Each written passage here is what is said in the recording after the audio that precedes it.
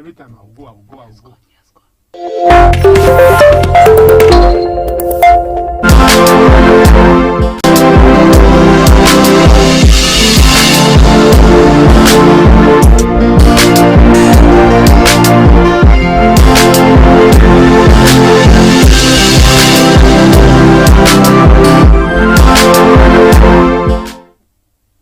Good morning, everyone. I am Dayo Odujumo Ekuni. Welcome to Morning Briefing on Aspheric TV. Good morning, Uncle Musti Lala. You look happy today. We have to be happy. Nigerians, we are happy people. Of course we are. Yeah. Okay, let's go to the top happenings making headlines on the front pages of Nigeria's major dailies. The Punch. The rising price of crude since the Russia-Ukraine war began, coupled with exchange rate instability in Nigeria, amongst others, have pushed up the prices of refined petroleum products across the country, according to the findings by The Punch. The Guardian. Justice Inyang of the Federal High Court Abuja yesterday opened a new vista in Nigeria's political landscape by ordering the governor of Ebonyi State, Dave Umahi, and his deputy, Dr. Kelechi Igwe, to vacate their offices for defecting from the People's Democratic Party, PDP, to the All Progressives Congress, APC, The Guardian reports. Vanguard.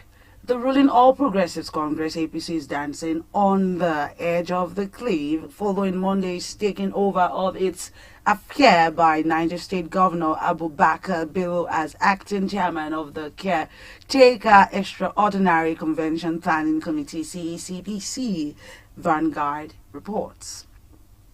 The Nation. The cloud over the fate of caretaker chairman of the All Progressives Congress, APC, has cleared. May Malabuni has been eased out with secretary of the Caretaker Extraordinary Convention Planning Committee, CECPC, Senator John James Akpanu Doi Dehe, The Nation learned yesterday. Daily Trust. The 63 members of a volunteer security group, popularly known as Yansekai, who were reportedly killed by bandits at Anem, a village on the Zuru Emirate of Kebbi State, were on a mission to repel an attack by the bandits, findings by Daily Trust revealed. Right now, we're going to a quick break, and when we come back, we'll give you the news analysis.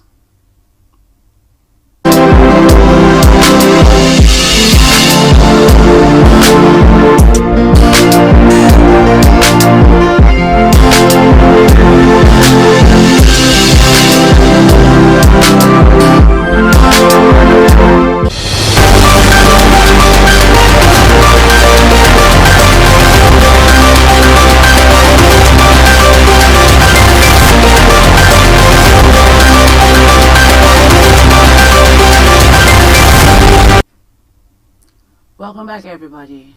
Uncle Mustilala, you are still here. Yeah.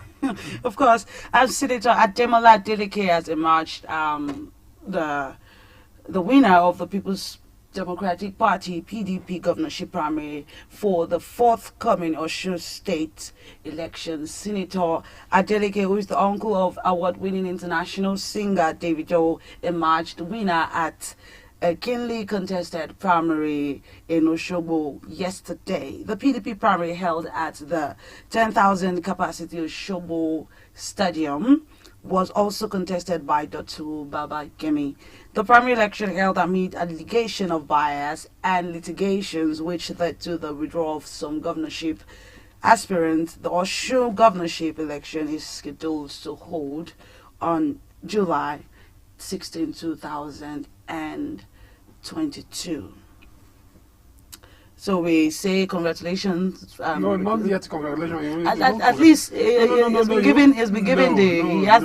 There is, before you say congratulations to him, okay, you must understand that there is another faction of PDP that held their primaries same yesterday, and they got their own result too.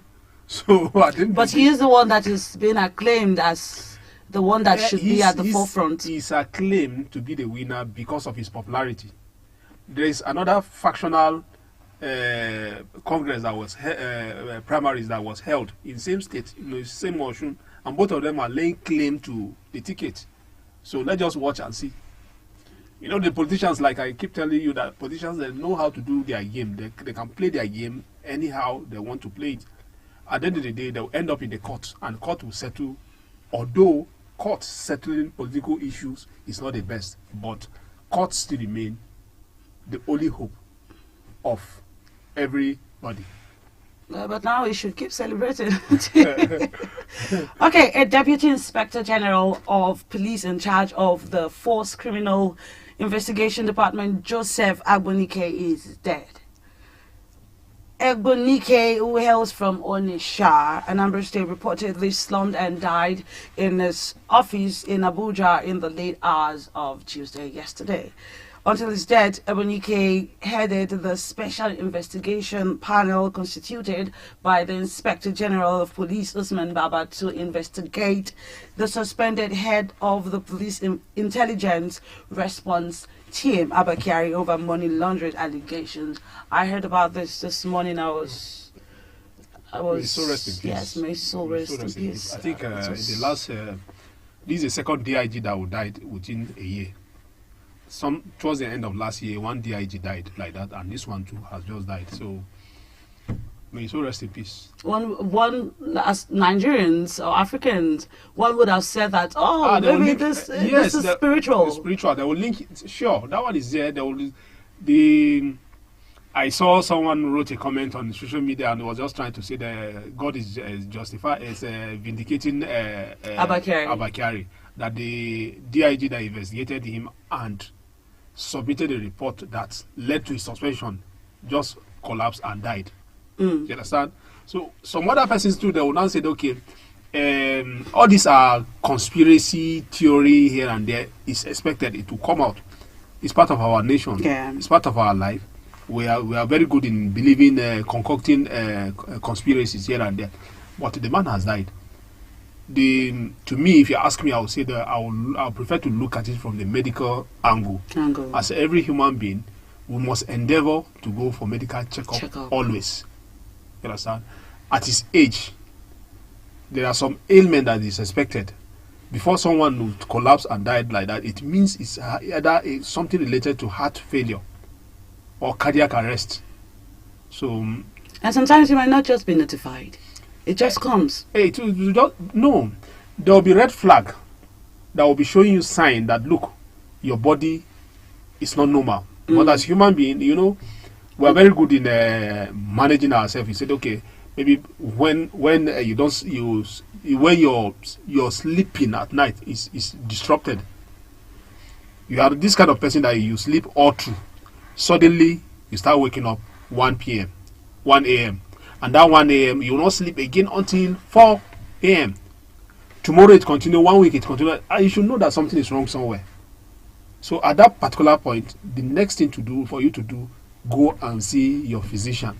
And exercise is very vital. Definitely. Thank you so much for that, Uncle Musti Lala. Well, the Senate President Ahmed Lawan has said on Tuesday that the National Assembly cannot be constrained from amending the Electoral Act.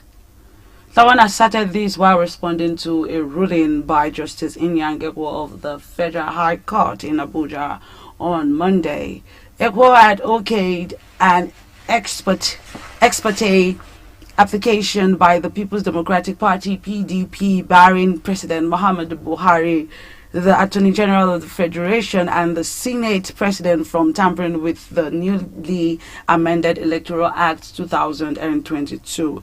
He maintains that the Electoral Act has become a valid law and could not be altered without following the due process of law. The court's ruling came after a letter by President Muhammadu Buhari on 28 February 2022 requesting the National Assembly to amend the Electoral Act, reacting to Justice Ekwo's ruling that negated the president's request, Lawan said the ruling violated the provision of the 1999 Constitution on separation of powers. Lawan, who spoke after the Electoral Act Amendment Bill scaled first reading at the plenary session today, yes, said the Senate knows its due process and as well know the limits of the judiciary. Well, so that judgment yesterday is a judgment that would contradict some other laws. We are talking about the legislature. It's their mandate to perform that legislative duty by making laws. So, and the president wrote to them to say, look into this part of the Amendment Act. Look into it and still amend it. Is it that the president has done something wrong? No. Is it that he wrote to the appropriate quota regarding the amendment of the bill? Yes. So, does the National Assembly has the right to amend it at any time? Yes. Is the judgment by the Honorable Justice, is it going contrary to the law? Yes, to me, if you ask me, it goes contrary to the law. And the NJC, they should quickly wade into that judgment and look into it very well. Because the legislature, the Senate, they have the right to amend the law. What it requires is going through the legislative processes before the amendment. That is public hearing. Are they going to conduct public hearing regarding the amendment?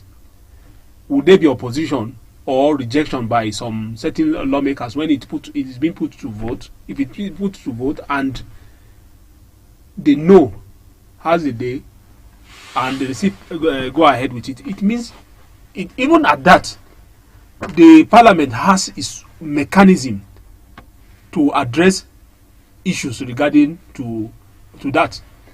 So the lead judge that passed that judgment, to me, it's contradicts itself. And I believe by the time some other interest decide to pursue the case to appeal, they will get the judgment.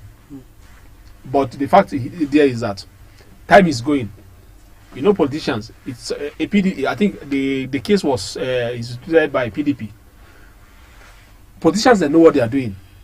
They know quite okay that, look, the beneficiary of that, if they should amend it, the beneficiaries are appointees of Mr. President. So all they are trying to do, all the PDP is trying to do, in this case, don't just leave it to only PDP alone.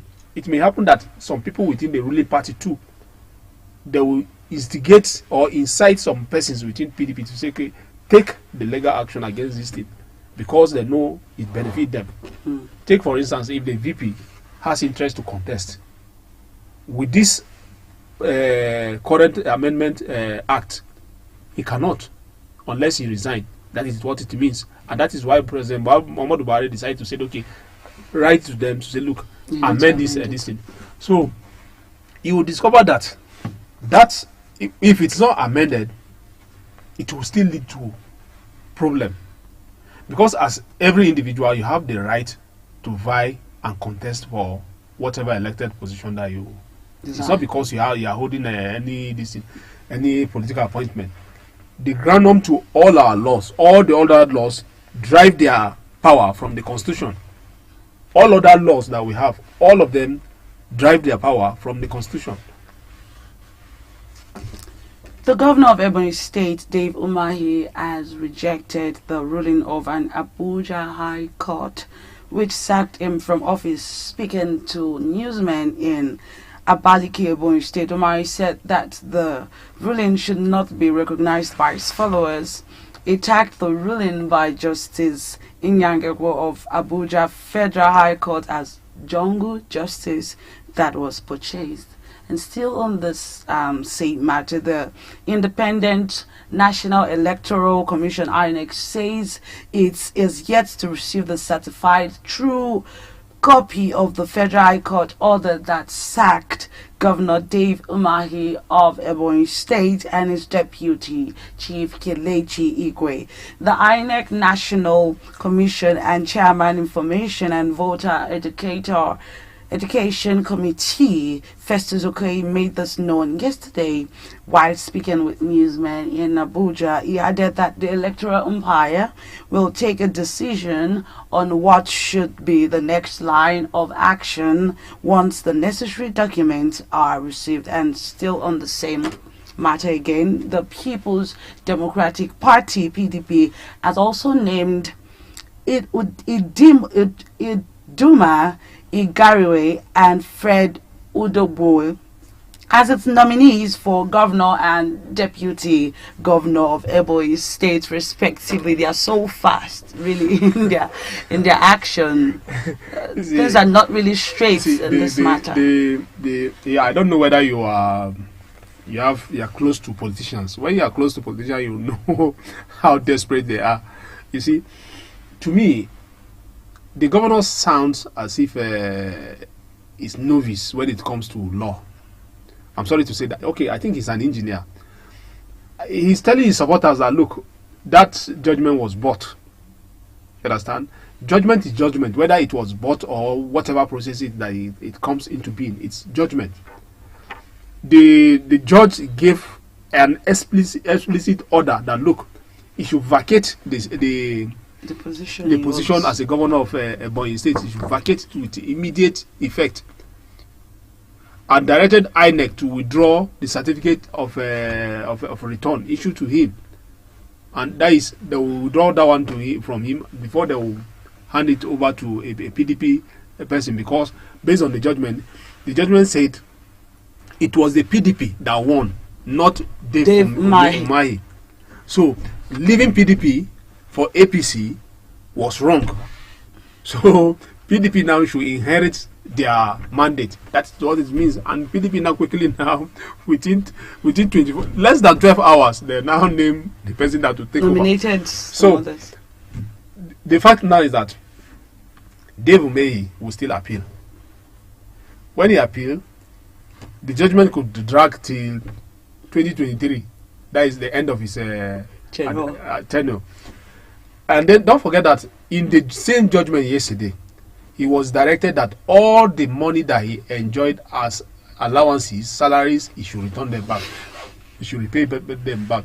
So if by 2023 and his tenure end and the judgment still continue, maybe to the Supreme Court, it means he will have to repay back all the money.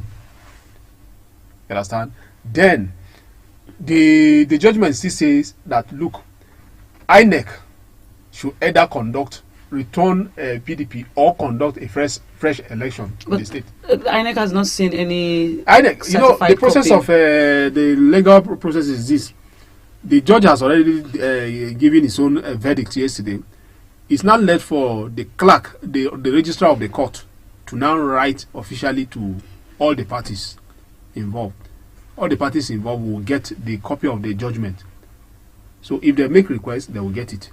So it's now left for the PDP now to go start the process of getting that judgment across to INEC.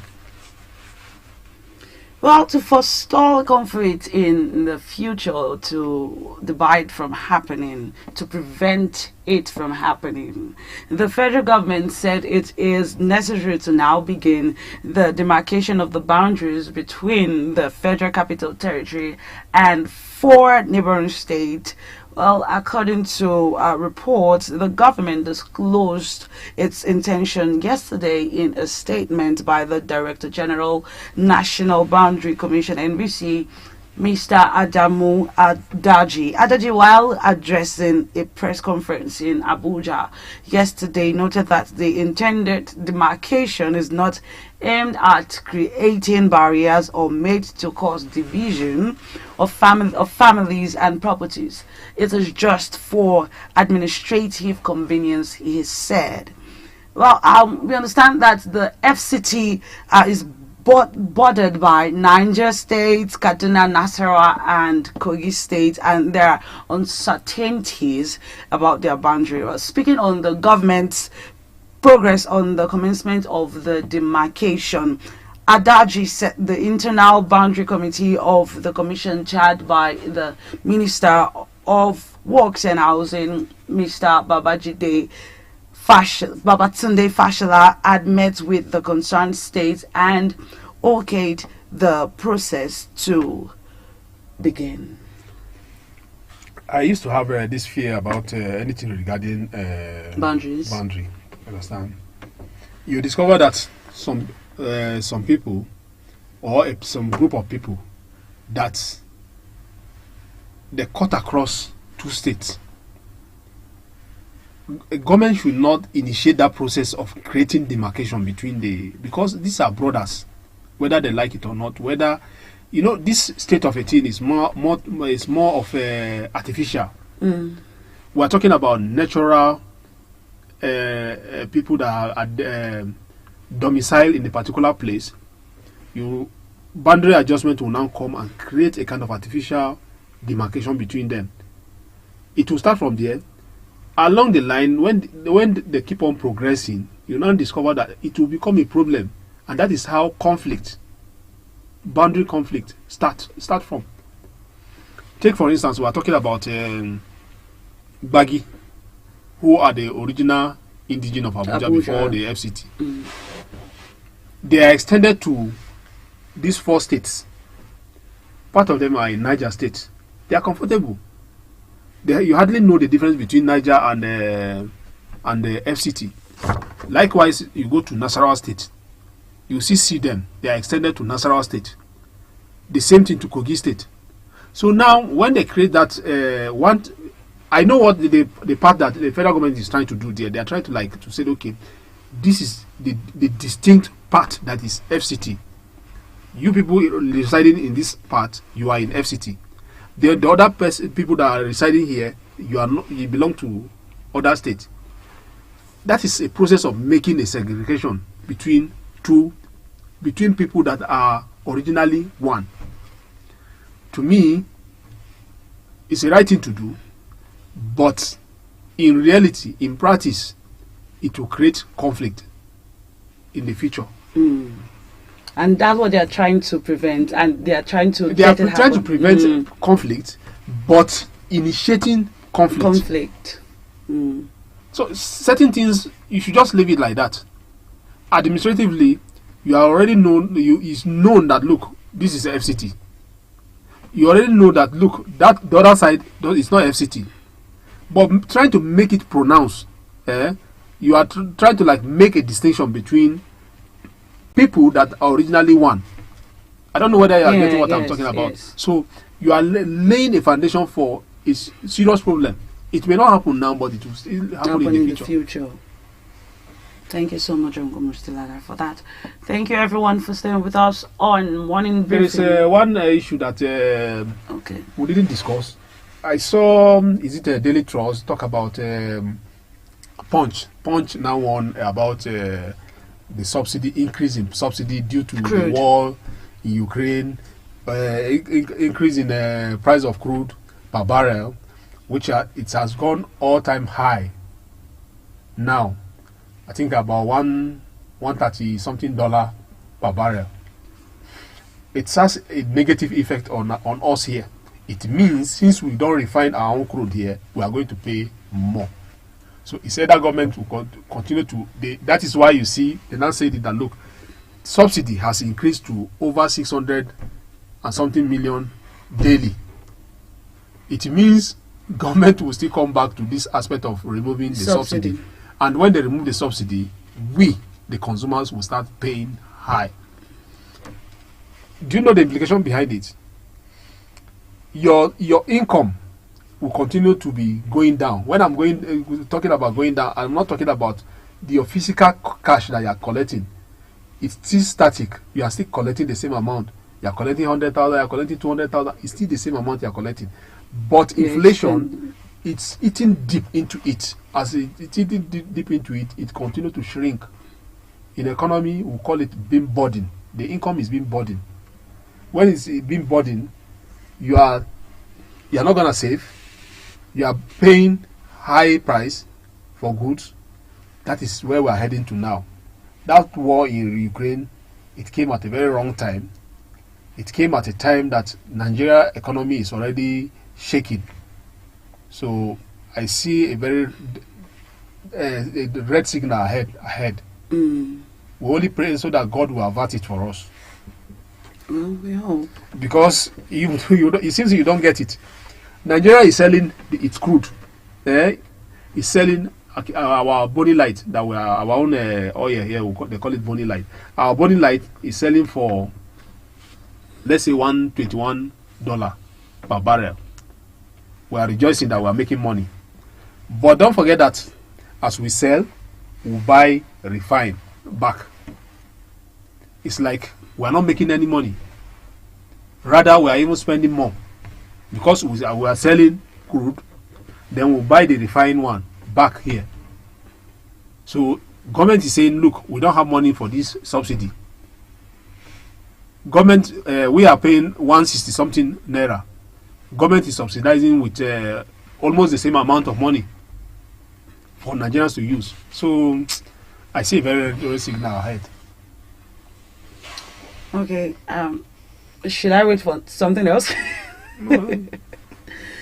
Okay, thank you everyone for staying with us on Morning Briefing Aspheric TV. I am Dayo Olujumo Ekuniyi. Thank you, Uncle Mustilala, Mr. Abdulmalik, Mustafa. Thank you. Do have a wonderful day, everyone, and don't forget to subscribe to our YouTube channel and follow us on all our social media handles: Facebook at Aspheric News, Instagram at aspheric.news, and Twitter at Aspheric News. And also check our website www.asphericnews.com. Do have a blessed day.